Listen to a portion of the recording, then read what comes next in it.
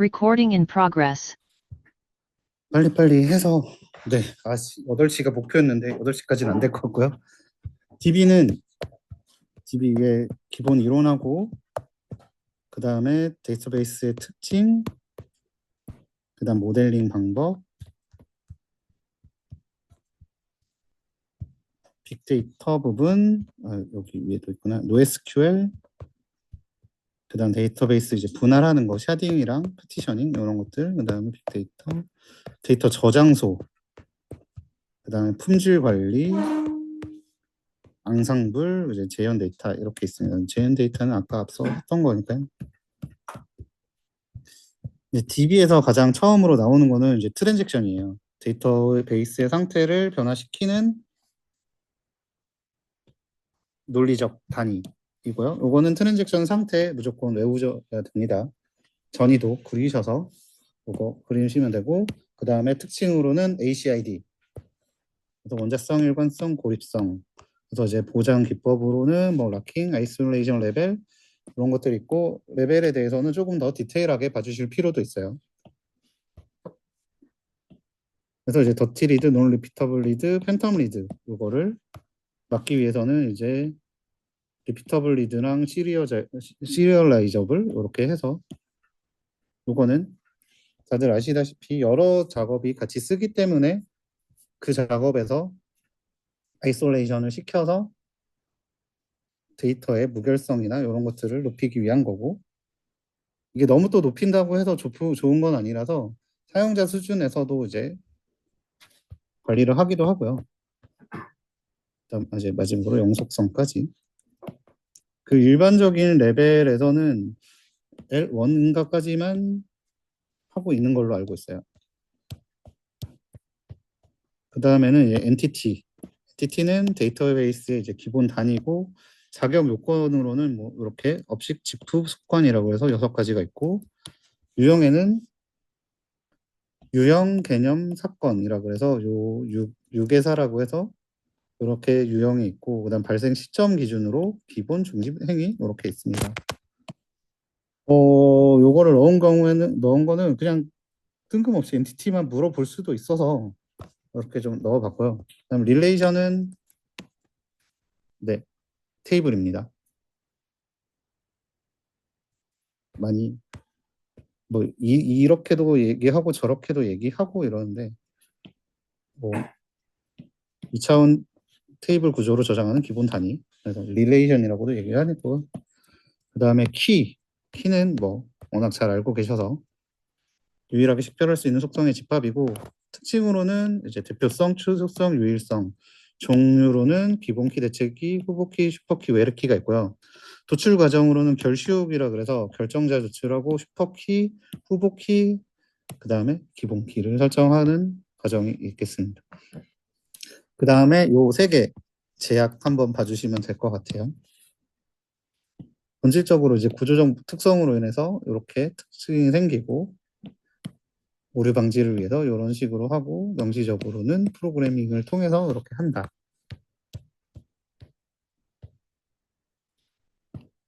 그 다음은 인덱스고요. 인덱스는 어떤 파일을 레코드에 효율적으로 접근하기 위해서 키값과 주소의 쌍으로 이루어진 자료 구조예요.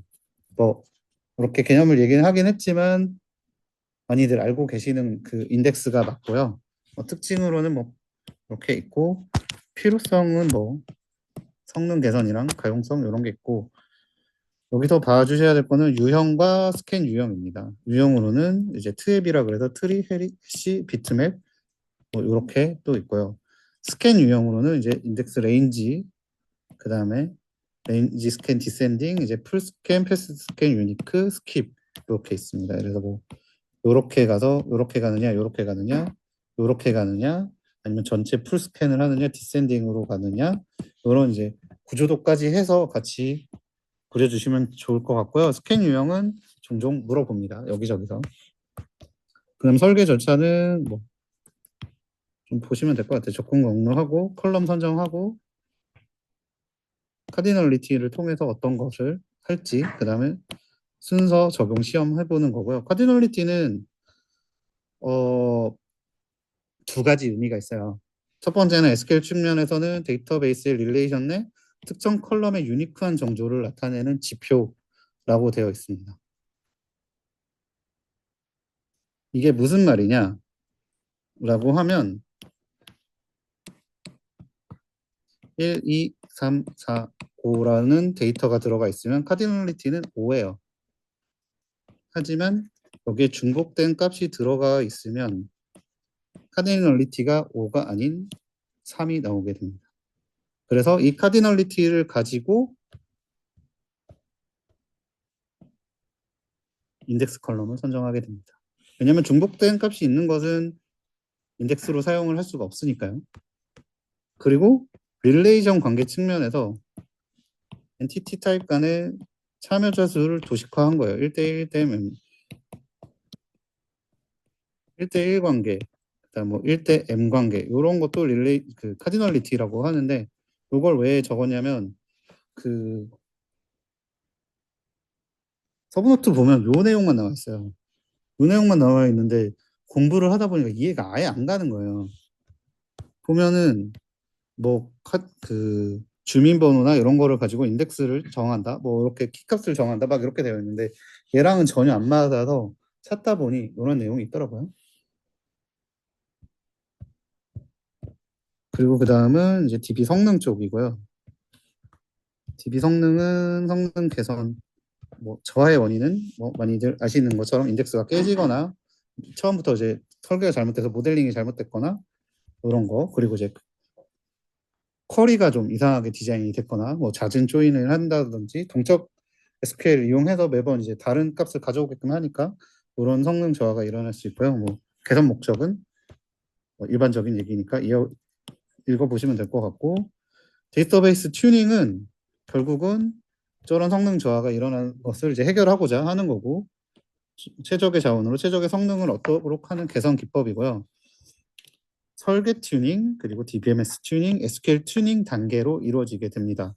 설계 시점 모델링 관점에서부터 테이블을 분할할지 통합할지, 샤딩을 할지 파티셔닝 할지, 뭐 반정교할지 정교할지 하고 나서 그 다음에 DBMS 환경적인 측면에서 버퍼라든지 이런 거, 그 DBMS에서 사용하는 그 메모리 풀 같은 거를 지정을 할 수 있어요. 그런 설정 값을 바꾸고, 그다음 체크 포인트, 커밋 주기 이런 것들을 바꿔서 환경 변수를 변경을 해서 성능을 향상을 시키고, 그것까지 했는데도 안 된다 그러면 SQL 이제 쿼리문 쪽으로 넘어와서 SQL 동적 SQL을 안 쓰게 한다든지 초인 방식을 바꾼다든지, 그리고 이제 옵티마이저를 조금 활용한다든지, 그리고 힌트를 활용한다든지 이렇게 해서 튜닝을 하는 방식이 있습니다.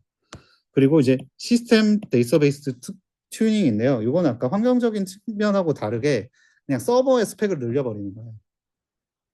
서버의 CPU를 올린다든지 서버의 메모리를 올린다든지 이런 거를 바꾸는 거 이제 시스템 데이터베이스 튜닝입니다. 요 앞선 버퍼 메모리 바꾸는 거랑은 좀 다른 내용입니다.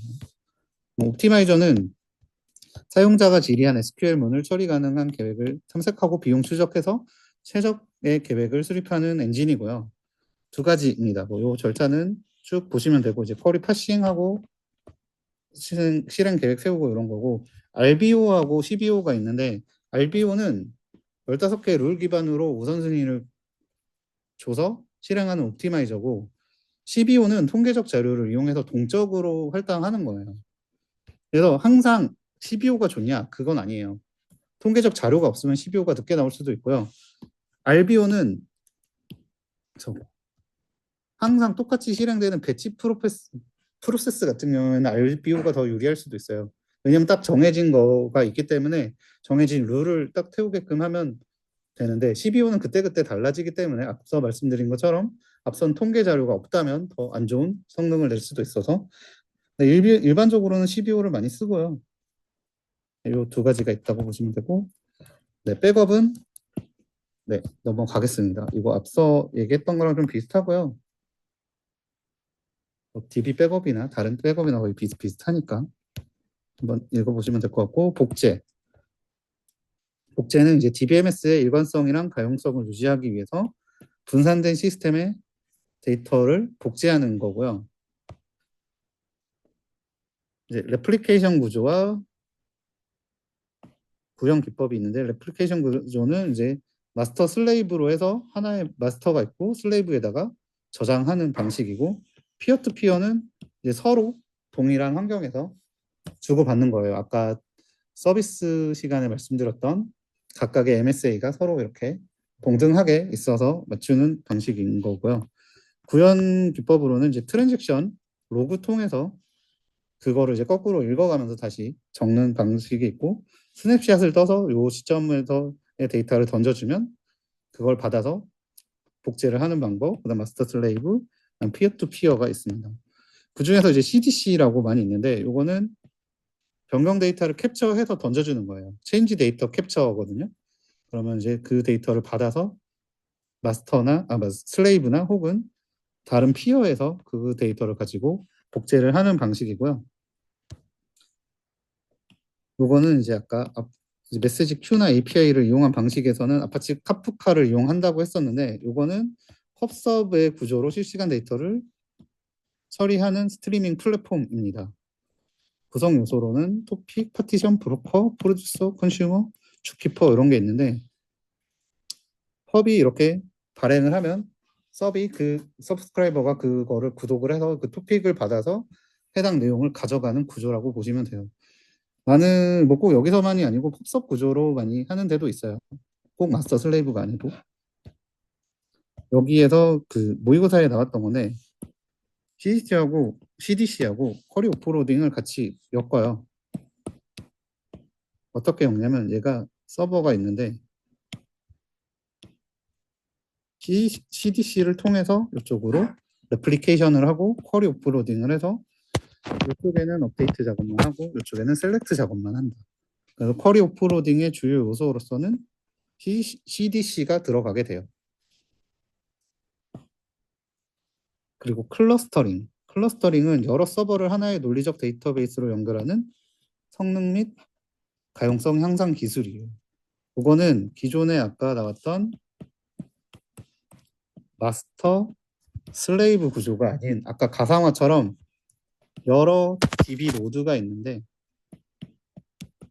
얘를 하나의 클러스터로 묶었다고 보시면 됩니다. 그래서 얘들은 다 수평적인 관계를 가지고 있고, 여기에 공유 스토리지를 써서 여기다가 쓰는 형태입니다. 혹은 분산 스토리지를 쓸 수도 있는데, 결국은 물리적으로 떨어져 있는 것들을 하나의 DB처럼 사용한다라고 보시면 됩니다. 쿼리 오프로딩은 아까 말씀드렸고, 그 다음에는 이제 데이터 무결성. 이거는 제일 중요한 부분이고요. 데이터베이스의 정확성, 정밀성을 유지하기 위한 데이터베이스의 기본 조건 이고요. 개참, 속사, 키까지 많이 하는데 저는 도까지 가져가길 원하고요. 그다음 릴레이션을 따로 물어보지 않으면 릴레이션은 굳이 언급하지 않으셔도 돼요. 그래서 이제 개체 무결성, 이제 키와 관련돼서 하는 거, 참조 무결성, 참조할 때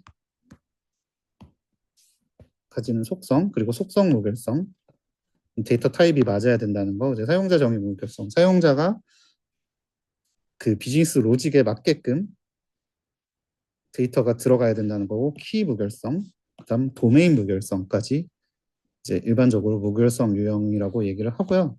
릴레이션 무결성은 그냥 한번 개념하고, 요거 산과 집투라고 하거든요. 산과 집투 즉지 해서 요거 서까지만 좀 알아두셨으면 좋겠어요.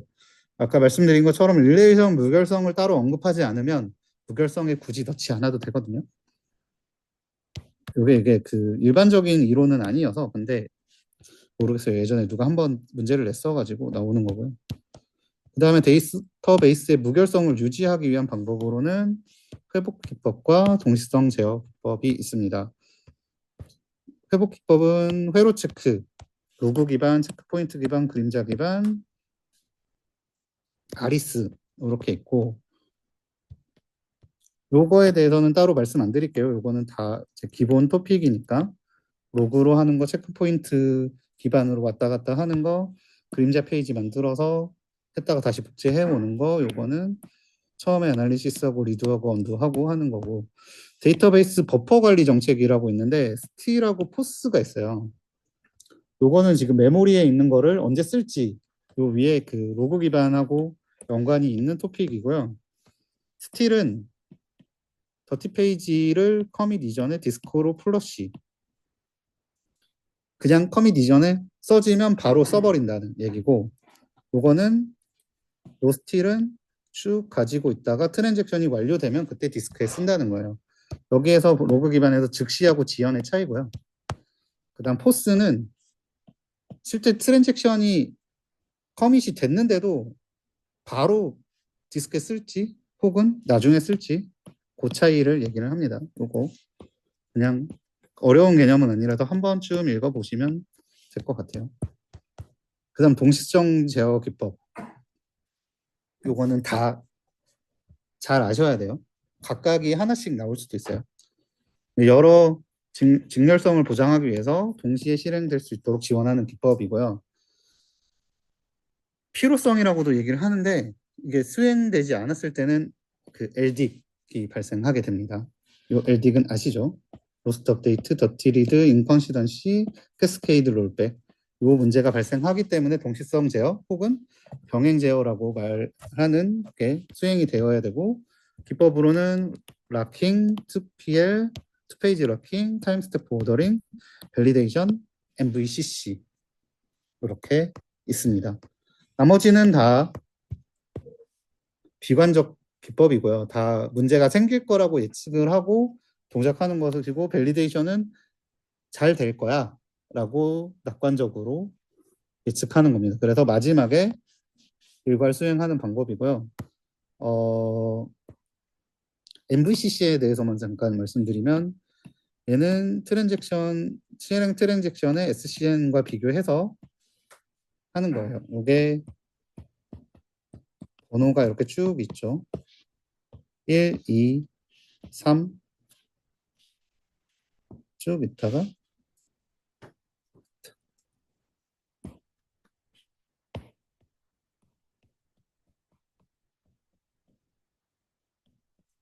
내가 10010인데 쭉 가다가 나보다 내가 생긴 이후에 데이터가 생겼다면 그 전에 가서 있는 데이터를 읽어와서 하는 거예요. 왜냐면은 데이터가 바뀌었다고 해서 계속 그 바뀐 데이터를 읽어버리면 문제가 생기기 때문에 그 전에 데이터를 읽어와서 하는 거고요. 그래서 이제 스냅 투 올드라는 문제가 생길 수 있는데, 쿼리를 수행하는 동안 다른 트랜잭션에 의해서 언두 세그먼트가 덮어 씌워지는 현상. 읽으려고 갔더니 사실 얘도 이미 한번 바뀐 데이터일 수도 있는 거예요. 그래서 이제 그러면 또 직렬성에 문제가 생기기 때문에 그거에서는 언두 영역을 조절하거나 불필요한 커밋을 줄이거나, 너무 오래 실행돼 있기 때문에 그동안 데이터가 계속 바뀌었을 수 있으니까 긴 트랜잭션을 지양하거나 이렇게 되고 있습니다. 그리고 이제 요거는 제가 답안지에 많이 썼던 건데, 무결성 구현 방법으로는 선언적 방법으로 해서 이제 데피니션 랭귀지를 이용해서 이제 프라이머리 키 요거를 해서 선언하는 방법과 절차적 방법, 스토어드 프로시저 트리거 어플리케이션을 이용해서 무결성을 구현한다 또 있습니다. 직렬성을 넘어갈게요. 병렬 수행되는데 한꺼번에 수행되는 것처럼 보여야 되는 성질이고, 결여됐을 때는 LDIC이 발생하게 됩니다. 그 다음은 이제 모델링이고요. 모델링은 데이터 모델링이 있고, 개념물 많이 들으셨죠? 이거는 현실 세계 데이터를 추상화해서 데이터베이스를 구현을 위해 모델화하는 기법. 현실 세계에 데이터가 있는데 이거를 개념화하고 논리화하고 실제 물리적인 데이터베이스에 들어가는 방법이고요. 요거는 다 외워주세요. 개론물이라고 하는데 이제 요구사항 수집까지 그냥 앞에 추가해 주시면 되고, 저는 요 안에 거 다 외워서 적었습니다. 주액관 소개니, 그 다음에 물론반 이래서 주제 영역을 정리하고 후보 엔티티를 선정한 다음에 핵심 엔티티, 그 다음 관계 정리하고요. 요 이제 논리 모델링하고 모델링도 다 적었고 요 중에서 가장 중요한 건 정규화와 반정규화 적어주시면 되고 아마 제가 이거 시험 때 나와서 요거 그대로 똑같이 다 썼을 거예요. 그 다음에 데이터베이스의 독립성이라 그래서 외계내라고 있는데 하위 스키마를 변경하여도 상위 스키마가 영향받지 않는 데이터베이스의 특징이라 그래서 외부 스키마, 개념 스키마, 이제 내부 스키마 해서 서로 영향을 받지 않는 구조 이렇게 그린 거 있죠. 그래서 이제 그 사이사이에 독립성이 어떤 독립성, 논리적 독립성과 분리적 독립성이 있고 사상은 이렇게 되어 있다. 이거 봐주시면 될 것 같고 이게 그 독립성 말고 다른 그 주제로도 나오는데 제가 지금 기억이 안 나네요. 다른 이름으로도 물어봐요. 그거 제가 나중에 생각이 나면 톡방에 한번 남겨드릴게요. 그 다음에는 이제 함수적 종속성이 있는데 릴레이션 R에서 결정자 함수 X가 Y를 결정하는 관계 완전함수, 부분함수, 이행함수, 결정자 함수 완전함수는 이제 특정 속성이 다른 속성의 부분 집합에 의해 결정되지 않고 전체 속성에 의해서만 결정될 때고요. 부분함수, 이행함수, 결정자 함수는 이제 2차 정규와 3차 정규와 BCNF의 관계가 되어 있고요. 요거는 요 부분에 대해서 밑에서 다시 한번 말씀드릴게요. 그 다음에는 암스트롱 공리. 요거는 계속 나온다 하는데 안 나왔어요. 그래도 저는 가져가셔야 된다고 봅니다. 의외로 이거를 알고 계신 분들이 많지 않더라고요. 이거는 이제 XYG의 속성이 주어졌을 때 성질을 주도하는 규칙이고요. 이 규칙들은 읽어보시면 되고 여기서 중요한 거는 페포. 페포는 판별된 함수적 동속성에서 유추 가능한 모든 함수적 특성이라고 보시면 됩니다. 그 다음 이상현상은 데이터 중복으로 인해서 삽입, 갱신, 삭제 시에 발생하는 비정상적인 현상이고요. 삽입 이상, 갱신 이상, 삭제 이상이 있습니다. 중복으로 인해서 이런 이상 현상이 발생하기 때문에 이때는 정규화를 해야 되는 거고요. 정규화는 이상 현상을 예방하는 릴레이션 분해 기법이에요. 제1정규화는 요거예요. 실제적으로 많지는 않습니다. 대부분의 데이터베이스는 1정규화는 다 되어 있다고 보고요. 어떤 거냐고 보면은 성별이라는 컬럼 안에 남, 여 이렇게 해서 두 가지 값이 들어가는 경우에요. 물론 넣을 수는 있겠지만 이렇게 잘 넣지는 않잖아요.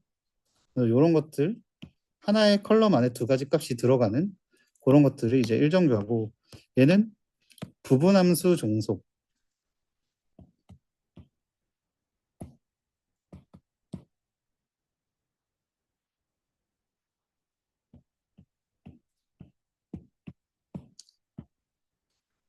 어떤 특정 부분함수가 종속이 되어 있어서 요 종속 잠시만요. 제가 이게 맞나? 이행함수부터는 기억이 나는데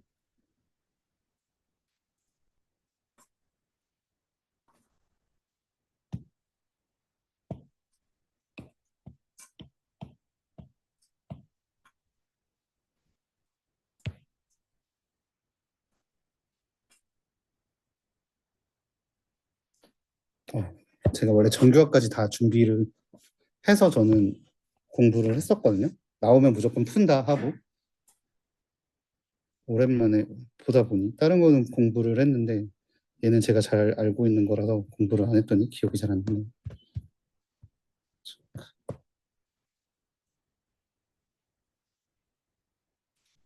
네.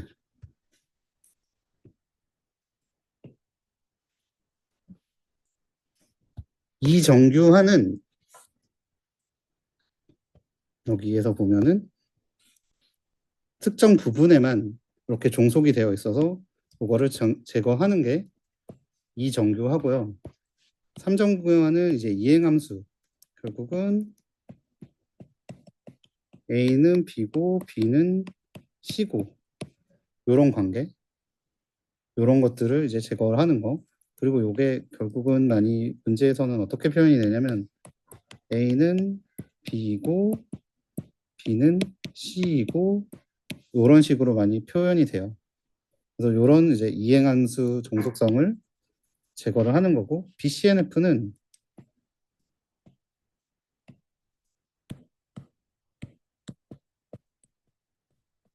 A하고 B가 있는데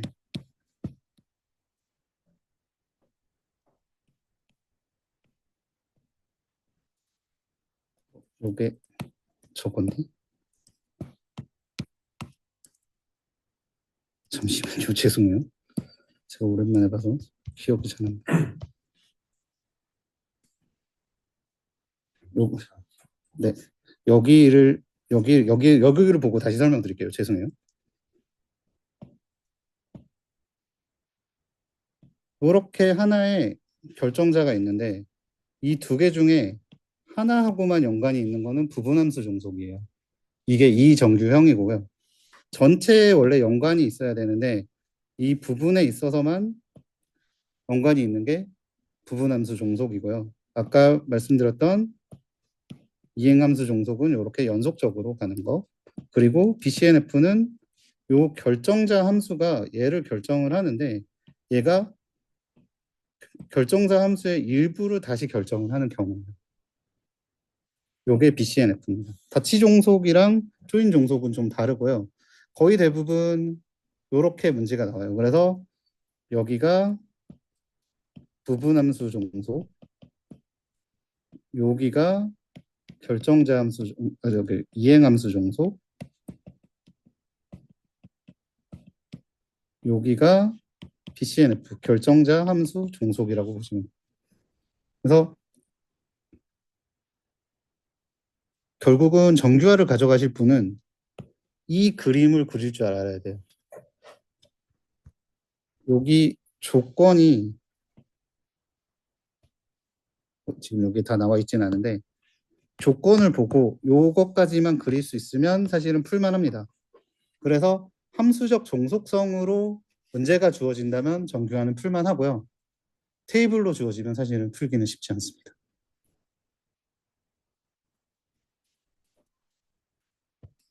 4차 정규화는 다치 종속이고 5차 정규화는 초인 종속입니다. 이전에 5정규화인가 4정규화가 한번 나온 적이 있었는데 네. 그다음 밤정규화는 이제 계속 분해를 해놨더니 성능적으로 문제가 생겨서 이거를 다시 한번 합치는 거예요. 필요성은 뭐 이런 거 좀 보시면 되고 단계는 대상을 조사하고 반정규화 하기 전에 조인을 써도 되고 뷰를 써도 되는데 그걸로도 안 되냐라고 다른 방법을 검토해보고 그 다음에 반정규화를 합니다. 반정규화도 마찬가지로 요 단계 각각의 단계 외워주시면 좋습니다.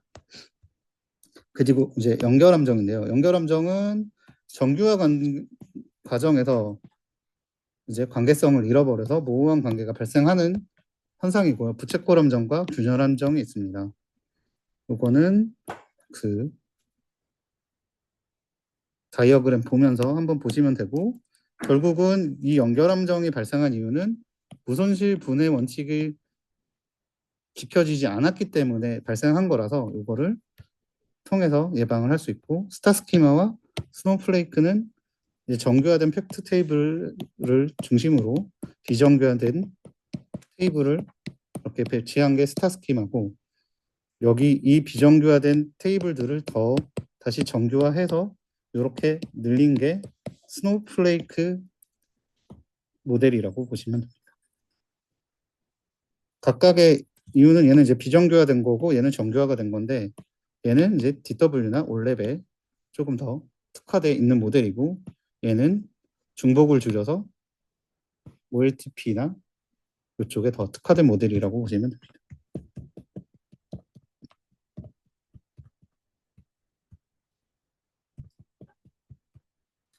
데이터베이스 분할인데요. 얘는 이제 나누는 거고요.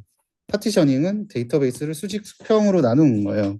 그래서 이제 수직으로 나누는 방법, 수평으로 나누는 방법, 그다음 어떻게 나누는지 요 6가지 다 보시면 되고 특징, 수직으로 나눴기 때문에 이렇게 나눈 거죠. 아니죠, 이렇게 나눈 거죠.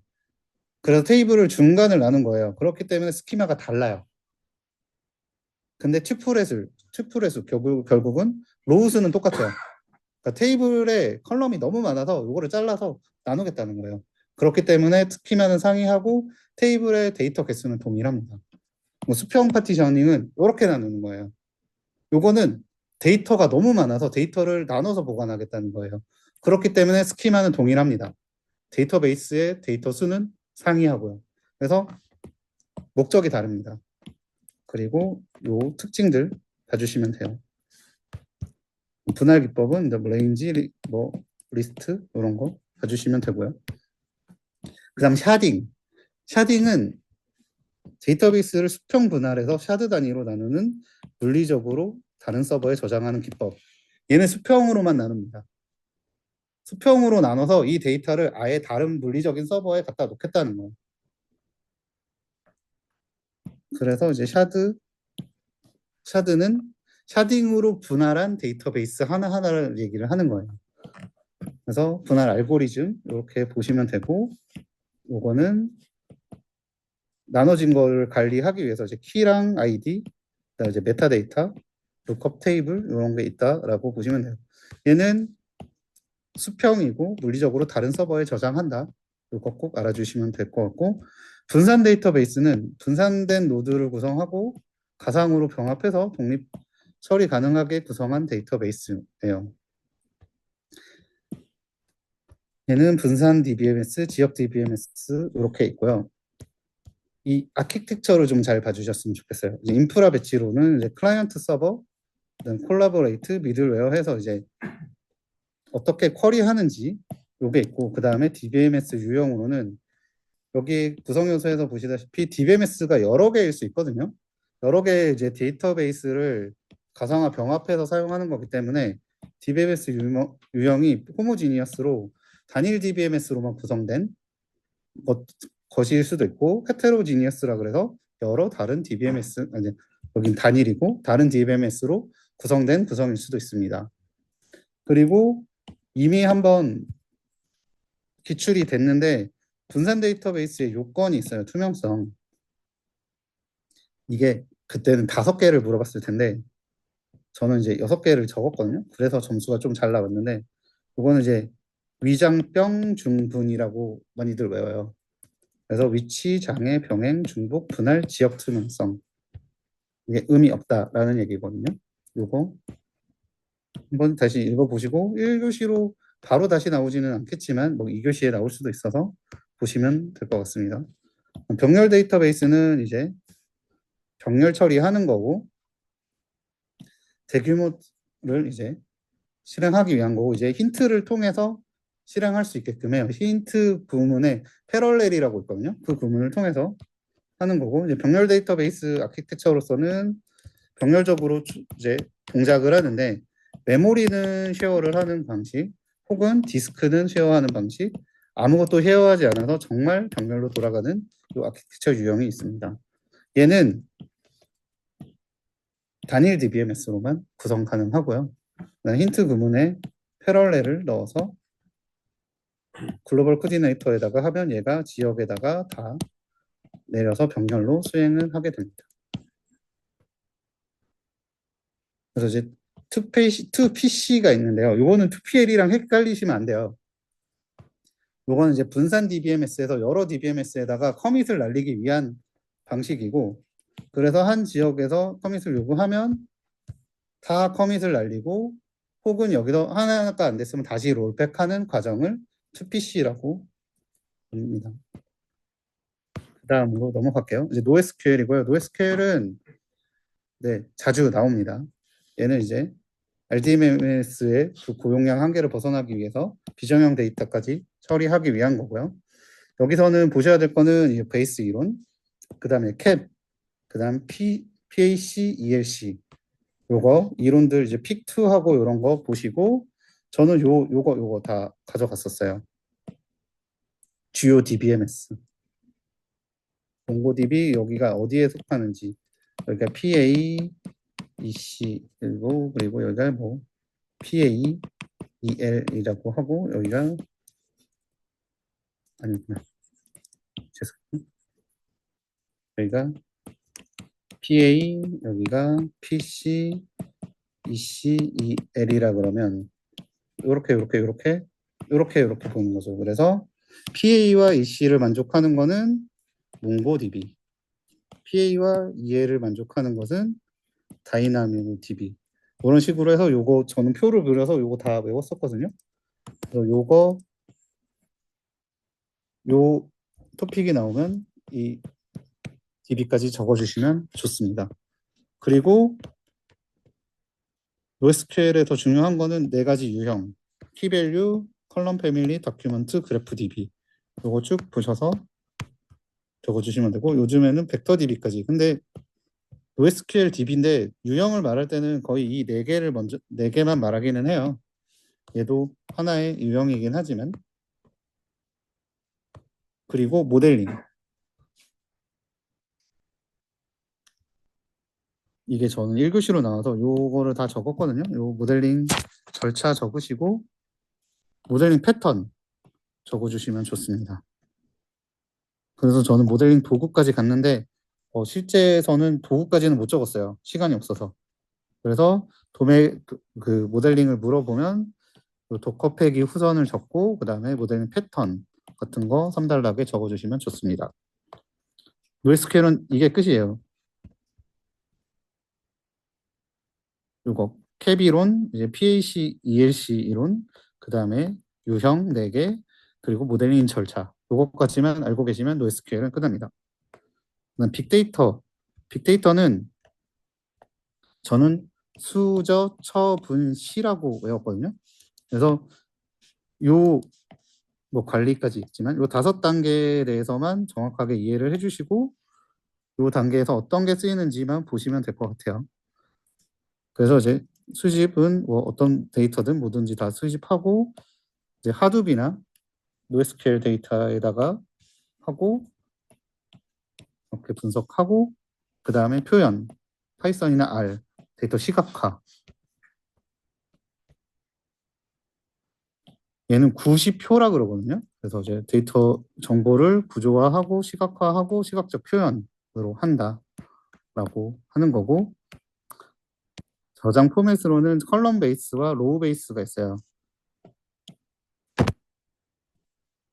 데이터가 이제 연속된 공간에 물리적으로 연속적으로 저장이 되는 것이고 얘는 동일 로우의 데이터가 물리적으로 연속된 공간에 되는 거라서 그 연속적으로 읽을 때 더 특화되어 있어서 얘는 OL랩에 더 특화되어 있는 거고 얘는 OLTP에 더 특화되어 있는 모델입니다.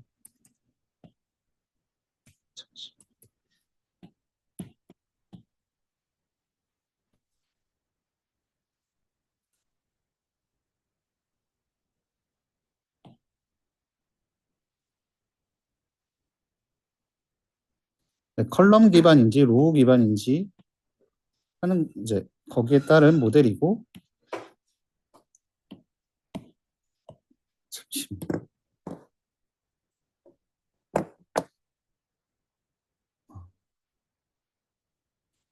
배터리가 다 떨어졌네요.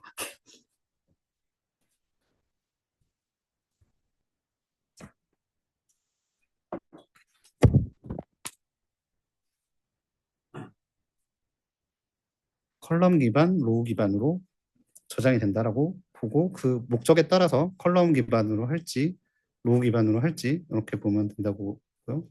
그다음 데이터 처리 방식은 이제 배치 프로세스와 스트리밍이 있는데 배치는 저희가 알다시피 한번 이렇게 모아서 그 기간 동안 처리하는 거고 유한 데이터를 대상으로 해서 일괄 처리하는 거고요. 스트리밍은 무한 데이터를 통해서 얘를 계속적으로 하는 거예요. 그래서 이제 데이터의 차이, 유한 데이터인지 무한 데이터인지 얘는 모아뒀다가 일괄 처리를 하는 거고 얘는 즉시 하는 거고 그런 기술 요소를 조금 보시면 될 것 같아요. 그리고 람다 카파. 람다는 배치 레이어, 스피드 레이어, 서빙 레이어를 해서 파이프라인을 두 벌로 구성해서 설계하는 아키텍처고요. 얘는 카파는 스피드 레이어만 두 개예요. 그래서 얘가 조금 더 빠른 속도를 제공을 하는 것이고 얘는 더 높은 안정성을 제공하는 모델입니다. 그래서 속도에 초점을 맞출 것인지 혹은 안정성에 맞출 것인지에 따라서 달라지는 거고요.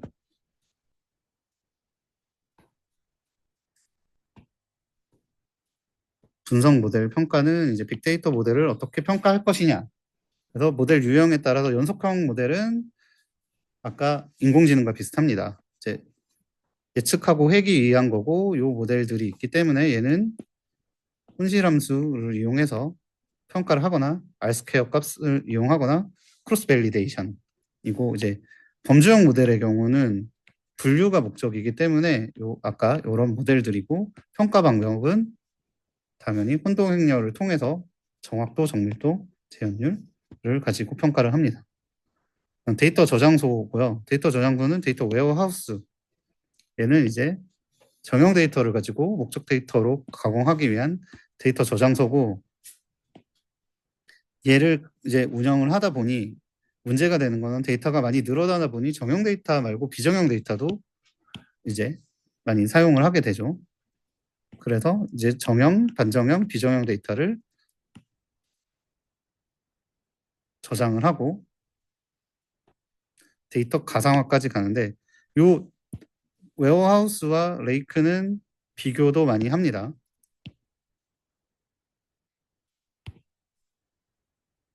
어떤 거냐면 얘는 이제 의사결정을 지원하기 위해서 목적 데이터를 가공한 데이터이기 때문에 스키마 온 라이트 쓸 때부터 이제 가공을 해서 데이터 웨어하우스에 넣어요.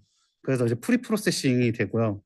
레이크의 경우 정형, 비정형 데이터, 원형 데이터를 이제 가지고 있는 것이 목적이기 때문에 실제 읽을 때 얘를 가공을 하게 됩니다. 그래서 포스트 프로세싱이 되고요. 그래서 얘는 데이터 유형은 정형, 반정형, 비정형이고 얘는 정형 데이터입니다. 이런 특징이나 요것들 다 제가 비교 항목으로 넣어둔 거라서 요거 보면서 비교하시면 될 것 같아요. 그 다음에 이제 데이터 가상화는 뒤에 나오는 패브릭에 관계되어 있는 건데 이제 실로, 그러니까 흩어진 데이터를 단일 가상 레이어로 추상화하여서 논리적 뷰를 제공하는 거예요. 여기저기 데이터가 다 흩어져 있는데 한꺼번에 볼 수 있게끔 만든 거예요. 데이터 가상화라고 해서 결국은 위치에 관계없이 어디든 접근 가능하다는 거고요. 이게 결국은 패브릭에 이제 기반이 되는 기술이에요. 패브릭은 저장된 위치에 관계없이 액세스 지원하는 데이터 저장 프레임워크고요.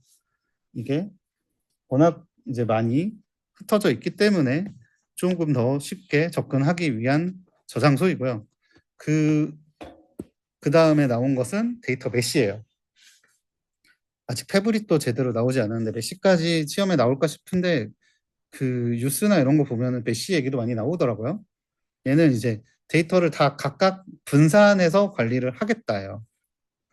그래서 이제 보시면 사업 원칙이 있는데 데이터 소유권을 비즈니스 도메인별로 나누는 거예요. 각각 분산된 형태로 서비스를 개발하고 관리를 하는 거라서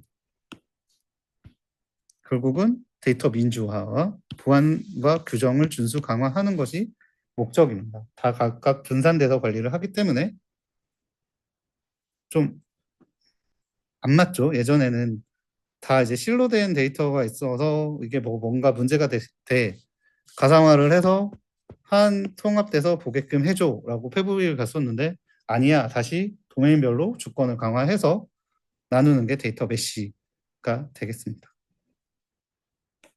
이제 데이터 품질이고요.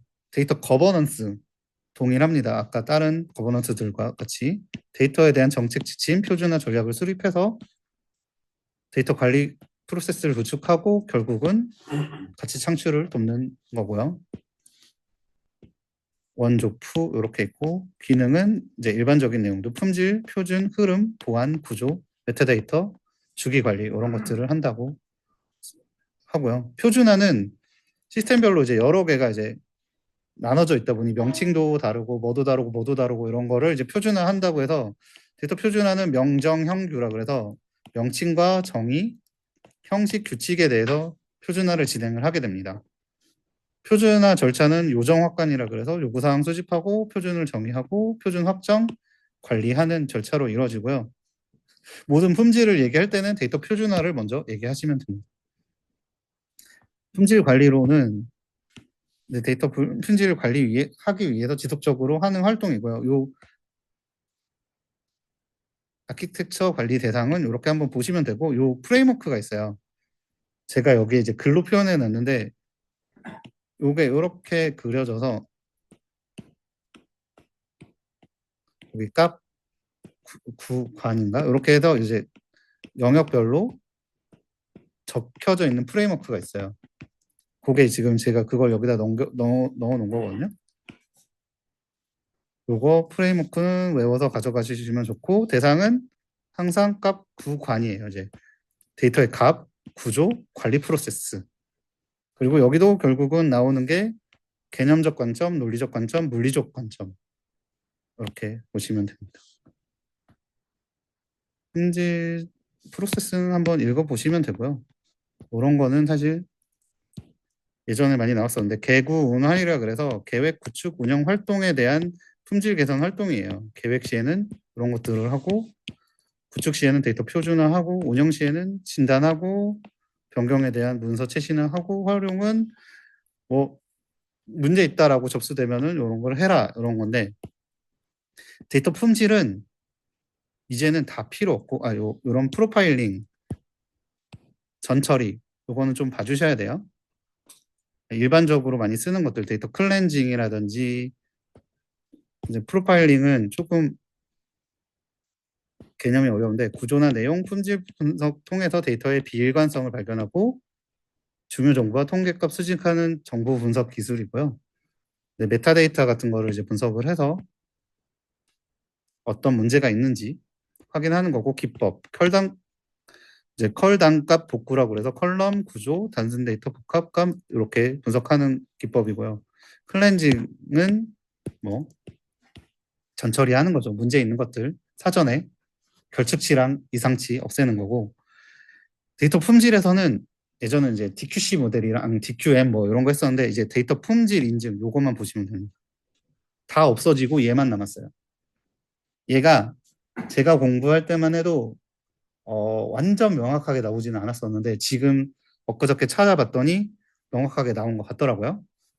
그래서 정확성이나 일관성 등 이제 관리 데이터의 오류 여부와 관리 체계의 적정성을 점검하는 거고요.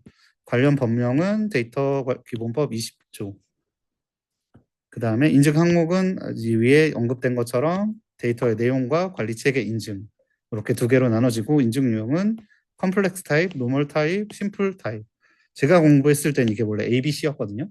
근데 어제 찾아보니까 이렇게 바뀌어 있더라고요. 그래서 필수 항목 전체하고 선택 항목 3개 이상을 적용했을 땐 컴플렉스고, 3개 미만일 때는 노멀이고, 필수 항목 중 일부만 했을 때는 심플 타입으로, 그리고 클래스 A, B, C로 심사 지표가 나오고, 심사 항목은 필수는 이렇게 있고 선택은 이렇게 있습니다. 요 앞에 것까지는 다 아시는 게 좋을 것 같고요. 요 뒤에는 그냥 한두 개씩만 적어주시면 좋을 것 같아요. 그래서 요 필수 항목하고 선택 항목에서 3개 이상을 했을 때는 컴플렉스, 여기서 3개 미만 한두 개를 하면 노멀, 필수 항목 중에 일부만 했을 때는 심플 타입. 이렇게 가져가면 됩니다. 데이터 관리 품질 쪽에서는 계속 뭐가 많았었는데, 이걸로 다 정리가 돼서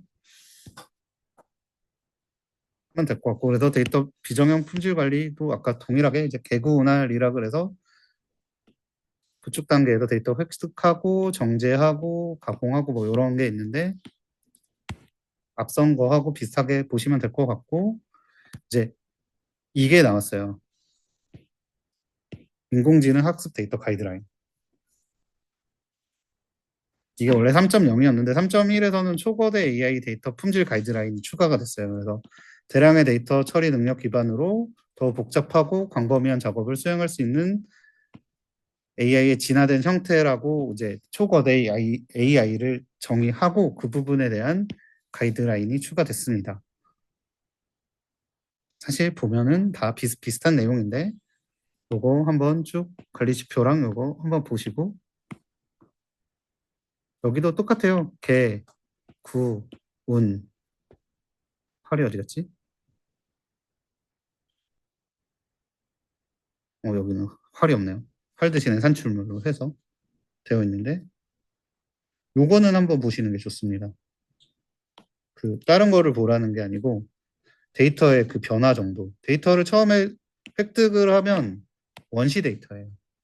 뭐 원시 데이터를 데이터 클렌징을 하면 원천 데이터가 되는 거고, 그거를 가공을 하면 학습 데이터가 되는 거고, 학습 데이터를 가지고 데이터를 학습하는 형태로 진행이 됩니다. 여기 위에서도 되어 있는데 여기는 이제 학습 데이터 대신에 라벨링 데이터라고 적혀 있는데 라벨링 데이터를 가지고 학습을 시키는 거니까 데이터를 획득했을 때는 원시 데이터, 정제하면 원천 데이터, 라벨을 붙이는 가공 작업을 하면 라벨링 데이터 혹은 학습 데이터. 그리고 데이터 가치 평가고요. 요거는 아까 기술 평가하고 좀 비슷합니다. 데이터의 가치를 평가하는 거고 수, 원시 동일한 방식으로 하고요. 아까 기술 평가하고는 조금 다르죠.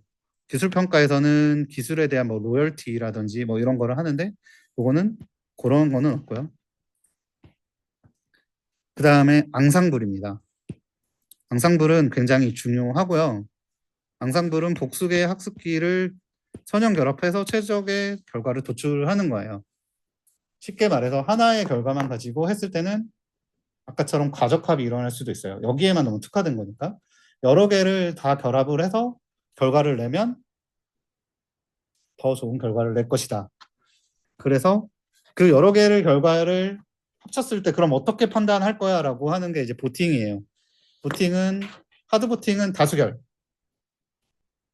소프트 보팅은 확률로 평가를 합니다. 부트스트랩은 이제 샘플링 하는 거고요. 여기에서 특징은 중복을 허용해서 샘플링 하는 거고요. 그다음에 앙상블 기법에는 보팅이 있고 보팅에는 하드 보팅과 소프트 보팅이 있습니다. 다수결로 예측을 하는 거고 확률과 평균으로 분류를 합니다. 다수결로 할 수 있는 거는 범주형 데이터예요.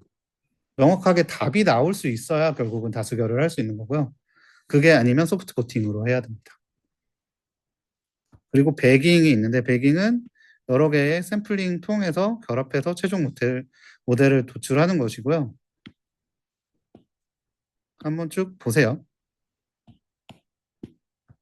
그래서 이제 뭔가 합치고 이런 거는 다 배깅이라고 하고요. 이제 부스팅은 이제 잘못된 분류계 개체들의 가중치 부여해서 걔한테 이제 봤더니 얘가 잘못 분류했어. 그럼 얘한테 가중치를 더 부여해서 최종 모델을 생성하는 거고요.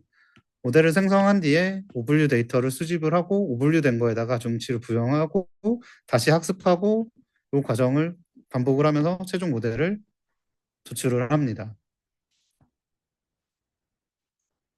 원리는 아까 얘기했던 것처럼 가중치를 계속 재조정하면서 반복하는 거고요. 여기서는 이제 파생된 모델들이 좀 있어요.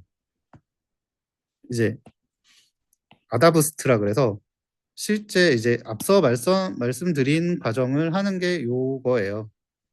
동일해요. 이제 부스팅은 요 모든 과정을 통틀은 게 그냥 큰 개념이고 그 아다부스트는 부스팅의 한 종류인데 앞서 말한 방법하고 거의 유사한 방법으로 학습을 합니다. 부스팅 과정에서 과소적합이 발생한 약분류기에 높은 가중치를 데이트를 해서 하는 방식을 아다부스트라고 하고요. 그 다음에는 이제 경사 기반으로 하는 GBM이 있어요. 그레디언트 부스팅 머신이라 그래서 요 두 개가 요즘 실질적으로는 많이 쓰이는 방식으로 XGBoost하고 라이프 GBM이 있습니다. 어려워요. 요 두 개를 비교를 할 수도 있거든요. 왜냐면 특징이 좀 달라요. 얘는 이제 이 GBM이라고 있는데 얘를 이제 개선을 해서 처음으로 나온 방식이 XG 부스트고요. 개선을 해서 트리 최적화, 병렬 최적화해서 성능을 높인 알고리즘인데 얘는 모든 레벨을 균등하게 성장을 시키고 병렬 처리를 해요. 그리고 얘는 뭐가 가장 중요하냐면 다양한 문제, 회귀, 분류, 랭킹 등의 안정적인 성능을 제공을 하는데 얘는 대규모 데이터를 처리하는 데는 적합하지 않아요. 그래서 IGBM이 나왔고 얘는 대규모 데이터와 고차원 데이터 처리에 특화된 GBM 모델이에요. 얘는 그래서 리프 중심으로 해서 손실이 가장 큰 리프를 우선적으로 분할을 시키고요. 특징으로는 대규모 데이터셋이고 고차원 데이터셋을 사용할 수 있습니다. 그리고 얘는 과적합 가능성이 존재해요. 하지만 XG 부스트는 과적합이나 편향을 피하기 위해서 정교화를 통해서 과적합을 피할 수 있습니다. 그래서 얘는 대규모 데이터나 실시간 시스템이 높은 곳에 이 모델을 사용하고 XG 부스트는 회귀, 분류, 랭킹 다양한 곳에 안정적인 성능을 요할 때 사용하게 됩니다. 어렵죠.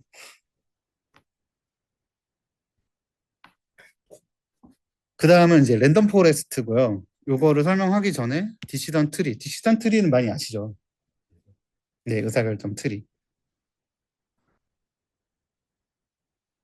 얘는 분할 속성 기준 만들어서 트리 형태로 하는 거고 얘는 장단점이 명확합니다. 그리고 프로세스 형가타해라고 해서 트리 형성하고 가지치기하고 타당성 평가하고 해석 예측하고 이제 뭐 분류 모델링은 진위, 엔트로피, 예측 모델링은 이게 있는데 장점과 단점이 명확합니다. 장점은 이해하기 쉬워요. 분류가 되면 시각화돼서 명확하게 딱 볼 수 있는데 얘는 과적합 가능성이 높습니다. 그래서 그 가능성을 낮추기 위해서 하는 게 랜덤 포레스트예요. 아까 배깅이 여러 모델을 합치는 거라고 했잖아요. 그래서 여러 디시전 트리 모델을 합쳐서 그 다음에 판단하는 게 랜덤 포레스트예요. 다수의 의사결정 트리로부터 보팅을 통해서 최종 모델을 도출하는 기법. 그래서 의사결정 트리를 생성하고 훈련하고 보팅을 통해서 하는 것. 결국은 과적합을 극복하기 위한 것입니다. 그리고 보팅 방법 외에 스태킹이 있는데 스태킹은 뭐냐면 여러 모델을 활용해서 결과 도출한 다음에 걔를 다시 재학습해요. 재학습하는 게 이제 스태킹입니다. 그래서 앙상블 모형에서는 보팅 기반의 배깅과 랜덤 포레스트, 부스팅이 있고 스태킹이 있습니다. 재현 데이터는 아까 했으니까 넘어갈게요.